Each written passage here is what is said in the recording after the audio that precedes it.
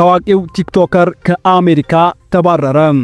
አንዲት ቃል እንኳን ሳይተነፍስ ከ162 ሚሊዮን በላይ ተከታዮችን በቲክቶክ ማፍራት የቻለው የሴኔጋልና የጣሊያን ዜግነት ያለው ካቤ ላሜ ቅዳሜ ዕለት በአሜሪካ ላስ ቬጋስ ውስጥ በቁጥጥር ስር ውሎ ምርመራ ከተደረገበት በኋላ ከአሜሪካ እንዲወጣ ተደርጓል።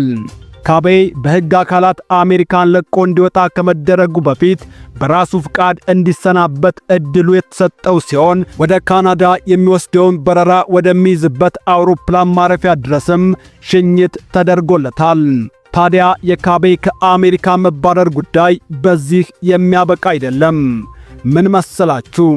ካቤ ወደ አሜሪካ እንዳይገባ የሚከለክለው ሲስተም ላይ ስሙ እንዲሁ ያለ ምክንያት አልተቀመጠም ነበር። የአሜሪካ የስደተኞችና የድንበር ጥበቃ ባለስልጣን ካቤ ወደ አሜሪካ እንደገባ ቦ ላውደን በሚባል ሰው አማካኝነት መረጃው ደርሶት ነበር። ቦ ላውደን ደግሞ ከባረን ትራምፕ ጋር ቅርብ ግንኙነት ያለውና የትራምፕ የምርጫ ዘመቻን በሶሻል ሚዲያ ስትራቴጂስትነት ሲያቀላጥፈው የነበረ ሰው ነው።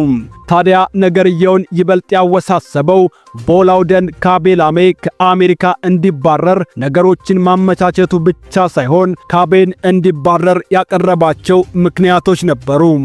ካቤ አሜሪካ ውስጥ ገብቶ ሥራ መስራት የሚያስችለው ቪዛ ያበቃው ከ3 ዓመታት በፊት ነበር። ነገር ግን ካቤ ነገርየውን ችላ በማለት በዚህ 3 ዓመት ውስጥ 49 ጊዜ አሜሪካ የገባ ሲሆን የተለያዩ ኮንትራቶችን በተለያዩ ስሞች ሲፈርምም ነበር። ደግሞም የሚያገኘውን ገንዘብ የአሜሪካን የታክስ ሥርዓት በማጭበርበር ዜግነት ወደ አገኘባቸው አገራት ማለትም ወደ ሴኔጋልና ጣሊያን ወደሚገኙ የባንክ ሂሳቦች ማዘዋወሩም ተደርሶበታል። በፌርማታ ረፋድ እስከምንገናኝ ቸር እንቆይ።